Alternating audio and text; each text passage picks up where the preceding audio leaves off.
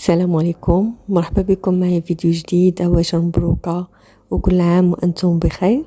غادي نشارك معكم جوج ديال الغريبات كنت وجدتهم من العيد، غريبه باللوز ايفيلي وغريبه بالكاكاو. جوج بهم باللوز كيجيو روعه، ما تشبعوش منهم.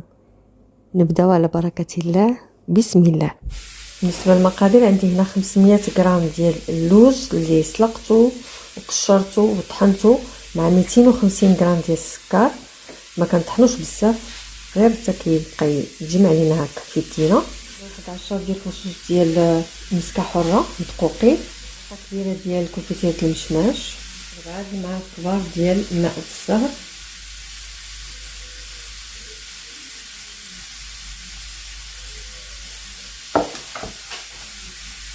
غادي نخلطوا هاد المقادير هادو مع بعضياتهم، بعد عاد نزيدو المقادير الاخرى.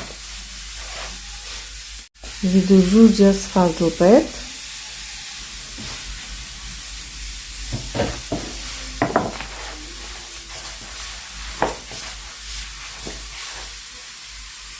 اخير كنزيدو ليه واحد شويه ديال القرفه، واحد نص معلقه صغيره. كنزيد واحد شويه ديال قشاد الحامض محكوكه، ممكن تعوضوها بالليمون حتى هو كيجي زوين في هذه الوصفه.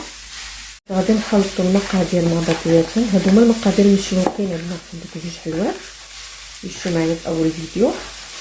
دابا غادي نزيد خماره ديال الحلوه ونقسمهم. نزيد خميره وحده،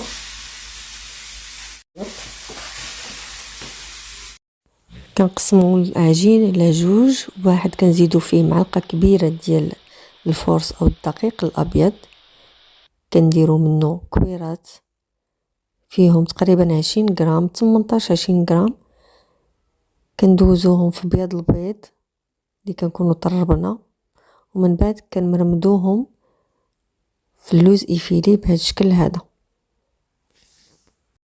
نسووا الحلوه ديالنا بهذا الشكل هذا في اللاطه بشكل متباعد، من بعد كنبسطو غير شويه ماشي بزاف،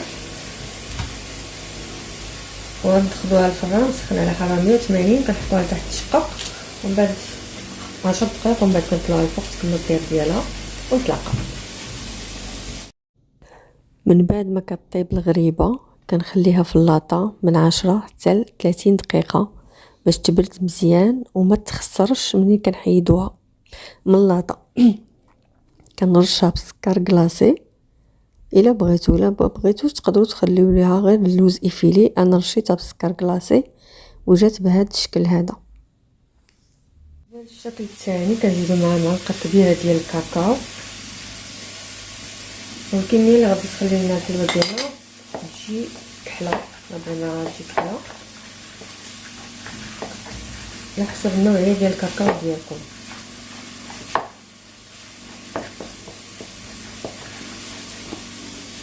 هنا عندنا الماء الزهر والسكر كلاصي، كندهنو يدينا بشويه ديال الماء الزهر، ناخدو الكره نكوروها بهذا الشكل ونحطوها في الماء في السكر كلاصي. ماء الزهر ومن بعد السكر كلاصي. الكره ديالنا كنحطوهم متباعدين، كنطولوا شويه، وندخلوهم الفران تحت حتى يتشقوا، ومن بعد كنطلعوهم من الفوق كنكملوا الطياب ديالهم 10 دقائق لتحت و5 دقائق للفوق. وهذا هو الشكل ديالها ملي كتخرج من الفران. كتجي غزاله كما كتشوفوا معايا، معلكه من داخل، مع واحد الطبقه مقرمشه من برا. كتخليوها حتى هي تبرد مزيان من في اللاطه، عاد كتحيدوها باش ما تخسرش ليكم. كان هذا هو الفيديو ديال اليوم، نتمنى يكون عجبكم. ما تنساوش تشاركوه مع العائله والاصدقاء باش تاهم الفائده، وتدعمونا بجيم والاشتراك اللي باقي ما اشتركش. شكرا بزاف للدعم ديالكم متواصل، ومره اخرى عواشر مبروكه بالصحه والراحه، والى اللقاء في وصفه قادمه بحول الله.